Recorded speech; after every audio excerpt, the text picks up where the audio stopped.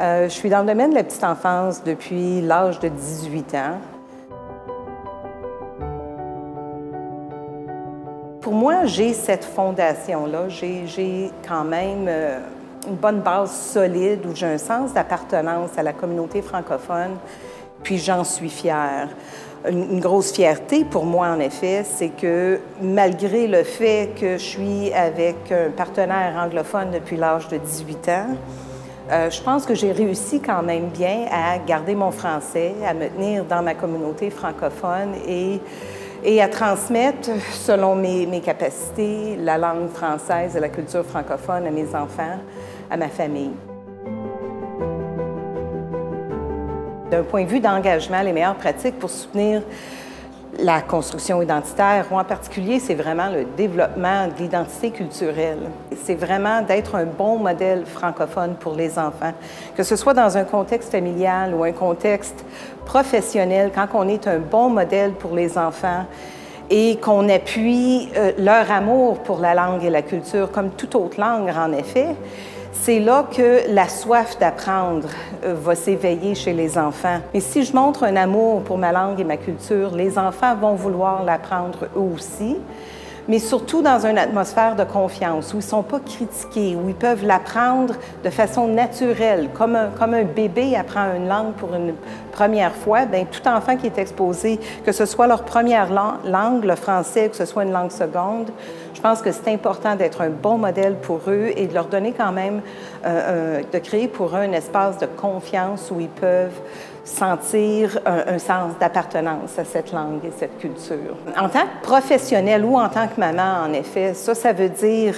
aimer chanter en français, aimer lire des histoires en français, aimer raconter des histoires en français, faire des blagues en français. Donc, c'est de s'amuser en français, puis c'est d'accepter aussi la qualité du français de tous et chacun. Lorsqu'on sent corriger, des fois, c'est difficile. Pour moi, c'est très sensible, la qualité de la langue, j'en suis fière, mais je suis encore plus fière quand je vois les jeunes s'essayer à parler français ou s'engager dans une conversation.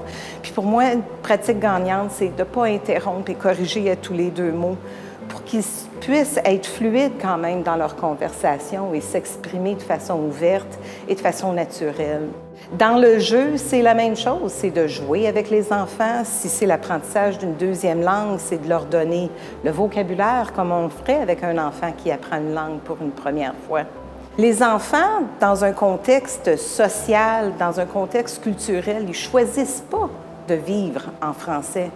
C'est nous, en tant qu'adultes, qui créons cet environnement-là dans lequel ils peuvent s'épanouir en français et s'engager dans leur apprentissage, mais toujours dans un contexte francophone, dans un contexte où la joie de vivre est en français, la joie d'explorer est en français, la joie de faire des amis est en français. Donc, c'est vraiment s'engager à offrir aux enfants cet environnement qui est riche pour eux, riche au niveau de l'exploration pour soutenir leur apprentissage, mais toujours en tenant compte de leur construction identitaire et de l'apprentissage de la langue, donc riche en référents culturels.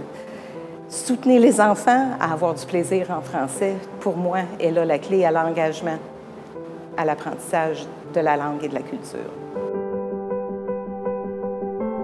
Pour moi, en bref, l'engagement d'une perspective de construction identitaire, c'est être engagé à aimer ma langue et ma culture. Comme je me suis engagée à être à la vie avec mon mari, je suis engagée à être à la vie francophone. Ça veut dire que je suis engagée à transmettre ça aux enfants, à mes enfants, aux enfants.